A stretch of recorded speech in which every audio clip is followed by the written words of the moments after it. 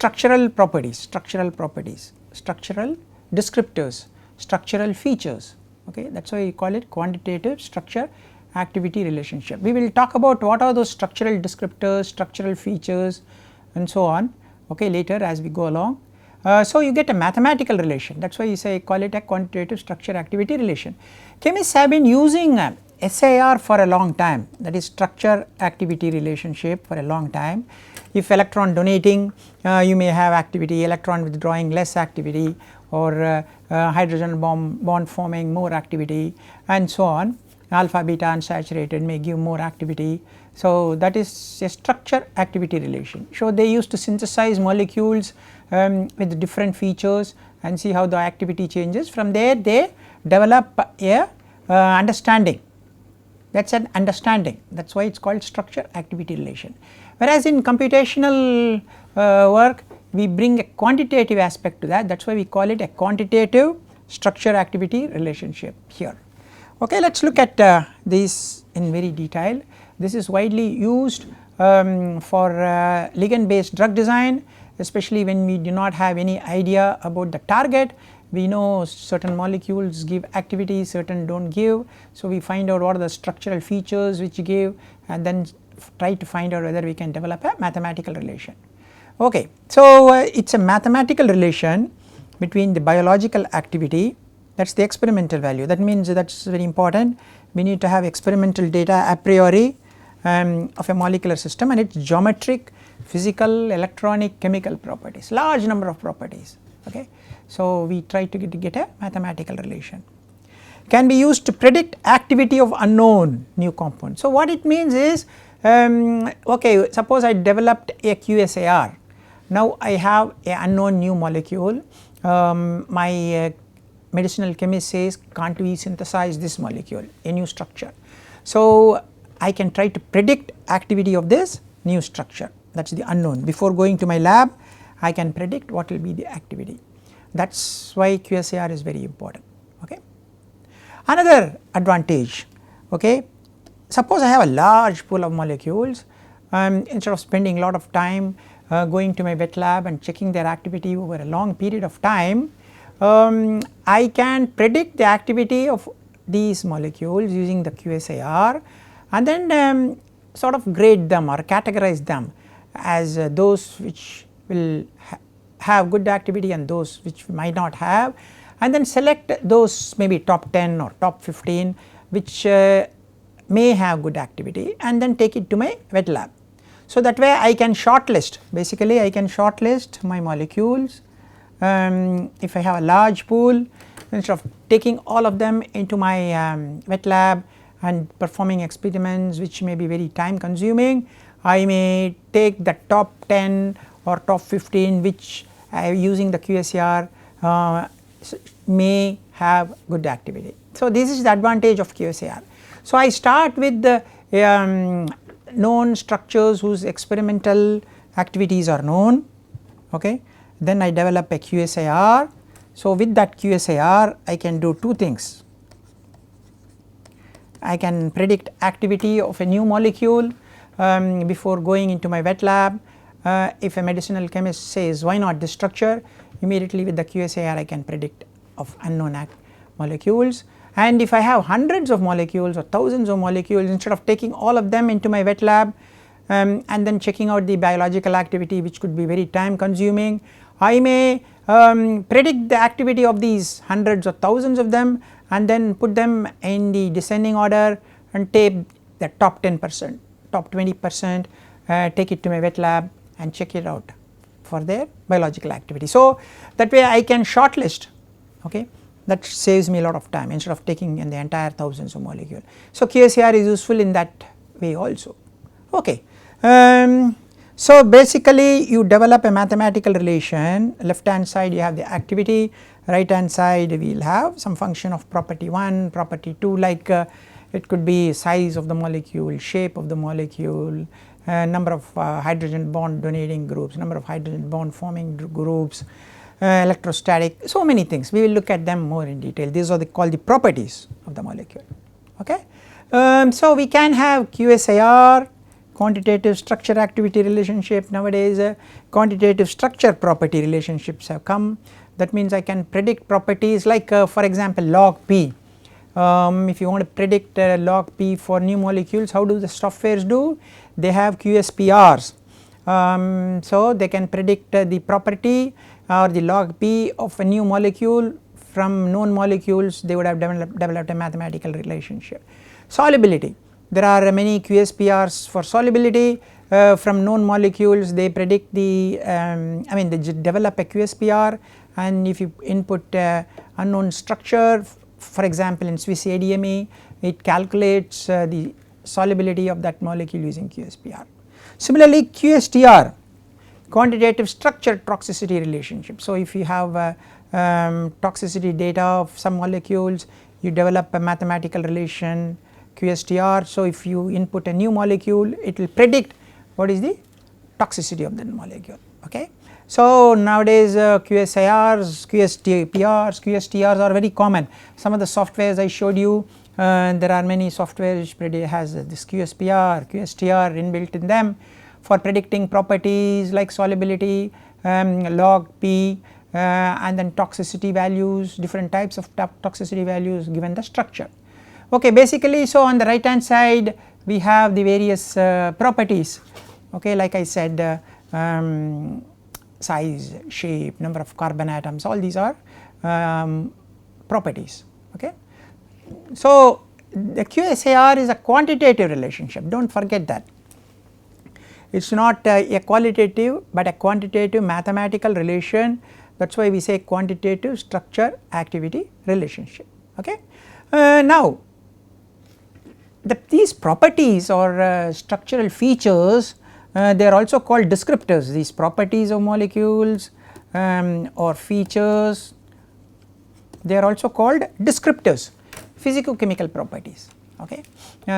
Like I said, shape, size, they are physicochemical. Electronic property, okay, so charge on the molecule, or largest, highest negative charge, highest positive charge. Steric factors, okay, the shape gives you the steric factor.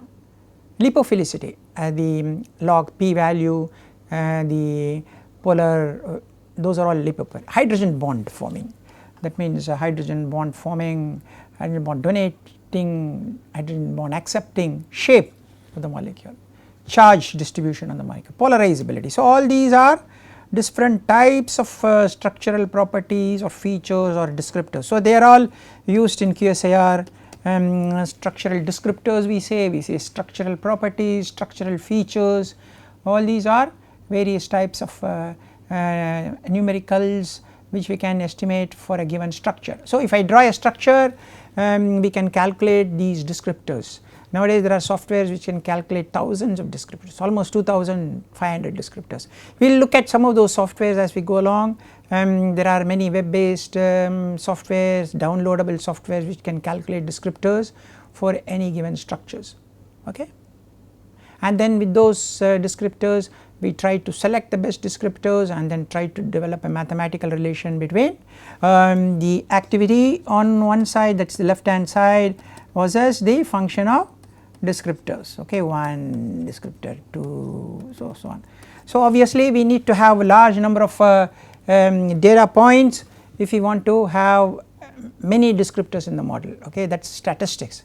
Okay, if you have done a course on statistics, you will know how many descriptors we should have for activity. Okay, let us look at some simple system. Okay, imagine I want to have a good basketball team, so I am selecting basketball players for my team from the college. One approach is to make all of them play and then select the team. That is going to be very time consuming. Imagine a college with 8000 students, that will be very time consuming. So I may look at some features of the people, right. Based on these features I may shortlist a group, and then that group I may test it out to see whether they play well. Okay, that is the best way to do, instead of making entire 2000 people to play basketball, which is going to be very time consuming. Okay, so what are these features? Height, for example, ideally we would like to have tall guys. guys with long limbs, long hands, long legs, strong legs. They should have strong legs because they should be able to run around and all that. Focused, okay, deliberate, full of fire, range of motion, agility, long training, strength, speed, endurance, passion. All these make a good basketball player. See, but then some of them are quantifiable, some of them are not quantifiable. Okay, say height means I can tell he is 200 centimeters square. Okay, long limbs I can tell the hands are so many centimeters, legs are so many centimeters, whereas things like deliberate, full of fire, these cannot be quantifiable. For QSAR we need to have only quantifiable descriptors, that is very important. So we need to look at only quantifiable descriptors. Speed, maybe I can make them run 100 meters and then find out how many seconds they take, and I may say okay, people who take less than 11 seconds 100 meters can be considered as the team. People around 180 centimeters can be taken height, and so on. So I can select some of these as my descriptors. So from 2000 students I may select maybe 100 students who have a certain cutoff on height, limbs, speed and so on, and then I may see whether they play, take them to the court and make them play and see whether they are able to play. Okay. So these could be the descriptors or features, structural features for selecting a good basketball team, and that is what we do in our drug discovery. So we know lot of descriptors for a molecule, electronic descriptors, shape descriptors, size descriptors, thermodynamic descriptors, so on, and then I develop a mathematical relation between some of these descriptors with their activity, so that I will have a QSAR. Okay, there are some problems in this. Okay, for a basketball team, or if you are talking about a athletic team, sports team, I can look at height, limbs, speed, all those things, right. But then look at it, I want to select there are 2000 students, I want to select students whom I think have high IQ. One thing is I can make them do an exam test, conduct an IQ test for a couple of hours or 3 hours, and then take those who have 120 above. Instead of that, from their structural features can I shortlist? It is not so easy. Can height be a feature representing IQ? No, it might not be, right. It need not be that tall people will have IQ or vice versa. Can limbs be? So there are many descriptors which need not be a representation of the IQ. Maybe big brain, maybe size of the brain, maybe okay, maybe the weight of the brain or size of the brain may be a representation of the IQ, but look at this, there are problems, right. We do not know which descriptors will predict their IQ. So in QSAR that type of problem can also happen. We do not know which descriptors to select to predict the activity. Okay. Sometimes we can predict, for example, if you are looking at antioxidants, we may say a phenolic group or OH type of group may lead to good antioxidant property. Similarly, antibacterial, we may look at molecules which may have alpha beta unsaturated or which may form quickly radicals and so on, but it is not so easy to say which descriptors are needed to predict a particular activity. So that problem can happen like this, you know, I do not know which descriptors to select to predict the IQ. So if I take height as a predictor of IQ, that is wrong, long limbs, that also could be wrong. Whereas so see in this particular case you may be able to select descriptors to predict whether he will be a good basketball player or a good athlete or a good sportsman, but here it may be very difficult to find descriptors. So the same thing can happen when we are doing QSAR in drug discovery. So we may not have the correct descriptors to select, we may be selecting the wrong descriptors also. We are not sure what should be the descriptor for this IQ. So we may be selecting the wrong ones, so that is a danger that can happen in QSAR also. So that is a shortcoming in QSAR, we need to think of it. Okay, there are a lot of descriptors, like I said, molecular descriptors used in QSAR. For example, hydrophobic, electronic, steric. Hydrophobic, you can have log P, hence a substitution constant. So, if you have CH3 groups, OCH3 groups, OH groups, some of them lead to lipophilicity, some of them lead to hydrophilicity, right. Hydrophobic fragmental constant, distribution constant, solubility, they all come under the hydrophobic. Electronic, Hammett constants, Taft's inductive polar constant, Swain and Lupton field parameters, ionization constant. Steric, Taft's steric parameters, molar volume, van der Waal radius, van der Waal volume, molar refractivity. So, you can have descriptors, you can have sub descriptors under each category also. So, you could have lot of descriptors. Like I said, we can have 2000 plus descriptors for given structure.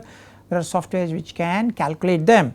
Quantum chemical atomic net charge, super delocalizability, energy of highest occupied molecular orbital, energy of the lowest unoccupied molecular orbital. Then spatial descriptors, juice descriptors, shadow indices, radius of gyration, principal moment of inertia. So, large number of descriptors, see, hydrophobic related, electronic related, steric related, quantum chemical related, spatial related. Of course, we also have thermodynamics and all that also, like heat of formation, delta G, that sort of descriptors. So, large number of descriptors are possible. There are some 0 dimensional descriptors, 1 dimensional descriptors, 2 dimensional descriptors, 3 dimensional descriptors. Okay, let us look at it. Atom count, number of atoms the molecule has.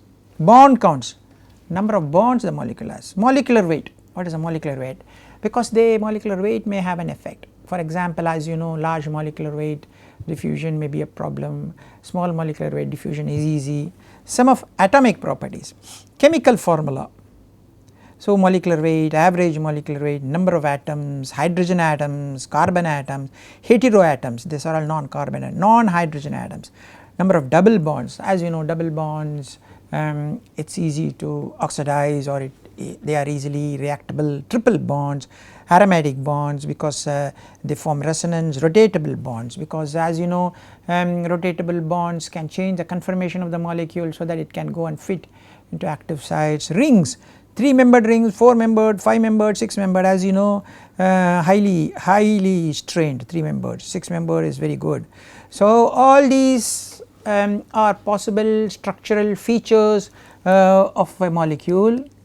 They are also called descriptors of the molecule, structural features, structural descriptors.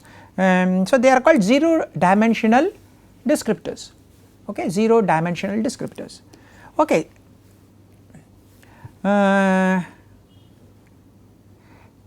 Fragment count, okay, these are all 1 dimensional descriptors. Fragment count, number of primary carbon, secondary carbon, tertiary carbon, quaternary carbon, secondary carbon in ring, tertiary carbon in ring, quaternary carbon in ring, unsubstituted aromatic carbon. So many variations on carbons itself, number of hydrogen bond acceptors, unsaturation, they are all called 1 dimensional descriptor, okay, 1 dimensional descriptor. These are 0 dimensional, these are 1 dimensional. 2 dimensional, these are all 2 dimensional, as you know, is topology, okay.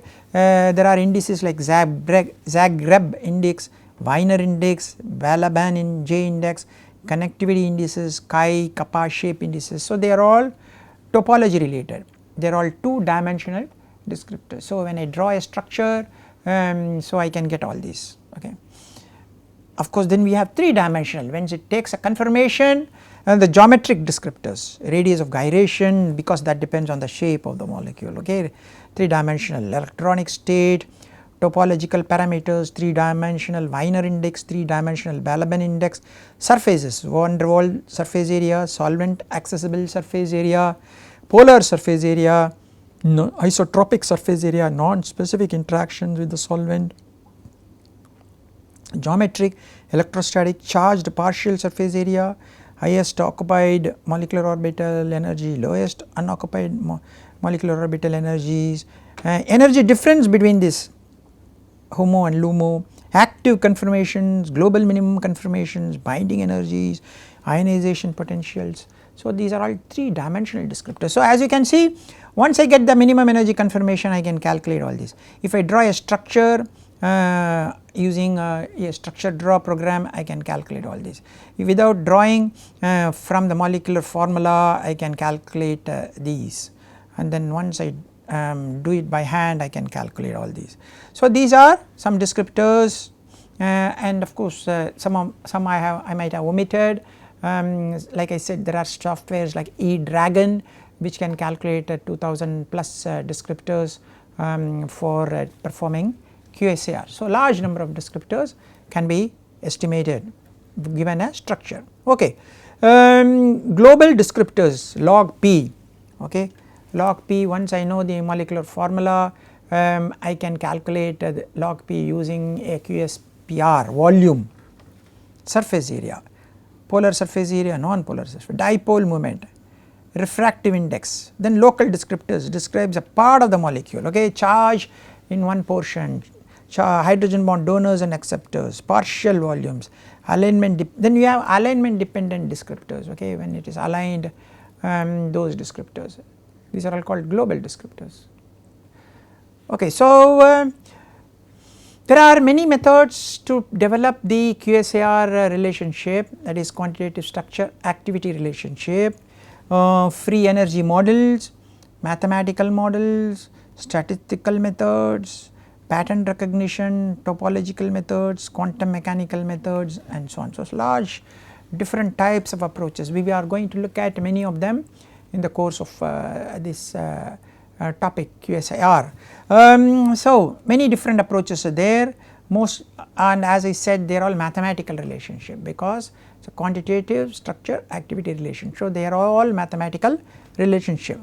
Okay, Hansch analysis, this came into in the 1969, this is called Hansch analysis. So log 1 by C, that's we have the logarithm, that's the PIC 50 for example, is equal to, you can have A constant log P plus B, sigma could be electronic, C ES steric plus D could be a constant, or you could have square and so on actually. So it is a non-linear. So you could have a linear relation. So it basically has three terms, one related to the hydrophilic nature, one relates to electronic, one relates to steric. So according to Hansch, any molecule QSAR could be defined using three basic things. Okay, the activity will be a function of hydrophilic nature, log P, electronic, steric. Okay, that is what Hansch said actually. Then we have free Wilson approach, activity is equal to summation of AI xi plus mu. Mu is the overall activity, AI is the contribution of each structural feature. Okay, so if I have a structural feature like OH, then that will contribute to the overall activity. If I do not have, then that will become 0. Okay, if I have, that will become 1. So each one will contribute to the activity, either some of them may be enhancing activity or some of them may be pulling down the activity or reducing the activity. That is called the free Wilson approach. Okay. So remember Hansch analysis, free Wilson approach. Hansch analysis, they assumed hydrophilic contribution, electronic contribution, that is here, this is the steric contribution, that is here. So linear relation will be of this form. Okay. Some important points we need to consider. So when we use two or more descriptors in my equation, and if two descriptors are highly related with each other, covariant, then the second descriptor isn't significantly changing the QSAR. So we need to remove that. Okay. So if two descriptors, or for example molecular weight and volume, we cannot take this as descriptor 1, descriptor 2, because there could be a very good relationship between molecular weight and volume. If the molecular weight increases, volume increases. So there is a relationship, they are okay, correlated. Person's height and weight. So mostly a tall person will be heavier than a short person who will be lighter. So, they may be interrelated. So, do not take a equation which has both height and weight as two independent variable. Okay, what is independent variable? When we say y is equal to a plus b x1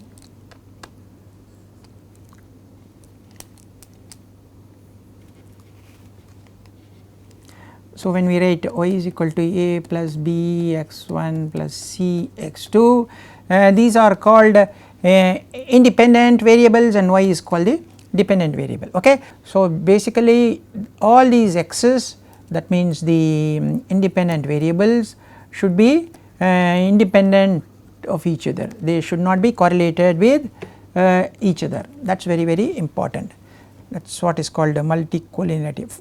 So, person's height and weight, for example, age and sale price of a car. So, older the car, sale price will be less, younger the car, sale price will be high. So, these two descriptors or parameters are interrelated. So, do not have a model which includes both as independent variable. So, year of education and annual salary, for example, if you have studied longer your salary may be more. So, these two variables could be interrelated with each other. Okay. So, like molecular weight and volume. So, you need to keep in mind that when you have x1, x2, x3, x4 as independent variable descriptors, they should not be interrelated or correlated with each other, that is very important. Okay, let us look at some simple structure activity relation. Look at this molecule. Okay, these are called substituted benzoic acid, benzene ring COOH, R could be any group like this in ortho or meta or para. So, they are benzoic acid substituted. Now, they dissociate, okay, to form COO minus. Okay. The dissociation constant is given in this table at 25 degrees centigrade. Depending upon the substitution and depending upon the position, you can see the dissociation constants. You can see the numbers vary dramatically, quite a lot. It can be as small as say 4 or even 3.3, and it can be as large as 54.1. So, a fluorine in the ortho position can lead to a very large dissociation constant, whereas OCH3 in a para position here could lead to a very small dissociation constant. So, fluorine here does not makes it dissociate like this. Here OCH3 here pulls the electron, so it does not allow the dissociation taking place. Okay. So, this is a nice structure activity behavior. You can see depending upon the functional groups like nitro, chloro, fluoro, OCH3, CH3H. So, depending upon whether it is electron donating or withdrawing and in the position, that is the ease with it the electron donating or withdrawing can take place, the dissociation constant can change. Okay. And so, acid form is stabilized if R is electron donating, therefore, the equilibrium lies to the left. Okay. Acid form is stabilized, if it is like this instead of going like this. So, if it is if R is electron donating, okay, R is electron donating. Okay, if R donates electron, acid form is stabilized. Anion form is stabilized if R is electron withdrawing, therefore, the equilibrium lies to the right. That means anion form that is on the right. Stabilized if R is electron withdrawing. Okay, look at this, electron withdrawing, these are all electron withdrawing, electron donating OCH3 here. Okay. So, this is called the acid form, this is called the anion form. Acid form is stabilized if R is electron donating, anion form is stabilized if R is electron withdrawing. Okay. That means this form is stabilized if it is electron withdrawing, acid form is stabilized if it is electron donating. So, the increasing reactivity of this electron withdrawing, okay, these are all electron donating, OR, that is OCH3, OH, okay, increasing reactivity. So, you can see down here, okay, and so on. So log Ka of the substituted acid minus log Pa of the unsubstituted, that means if you have H is equal to log Ka Rx divided by log of Ka Rx divided by Ka, and this is called the sigma. Okay. So larger the sigma, so there is a dissociation taking place. Why are we talking about it actually? Okay, let us talk about it. Why? Look at the antibacterial activity of sulfanilamines. These are called sulfanilamides. They are antibacterial. They are called sulfur drugs discovered after First World War. You can see the structure here. So there is a benzene ring S double bond O, S double bond O, NH. There is benzene ring with R. Okay. Antibacterial of sulfanilamides is due to their similarity to the natural metabolite para-aminobenzoic acid. They act in their anionic form. Only when they are anionic they act, when they are neutral they do not act. Okay. Why do they act? They look like the para-aminobenzoic acid, which is the natural substrate for the bacteria. So this sulfur drug goes and binds in a competitive fashion and does not permit the substrate food for the bacteria to bind, so the bacteria dies. Okay. So the anionic form is what is desired, whereas the this form is not desired. Okay. So R stabilizes the anion by electron withdrawal, thus increasing biological activity. Okay. So if sigma is larger, activity is also larger. If pK is larger, the activity goes down. So ideally we should have compounds, the R substitution, which makes it the anion form rather than the neutral form. So what is that? So we would like to have more of these type of molecules. Okay. So we will have more of these type of molecules.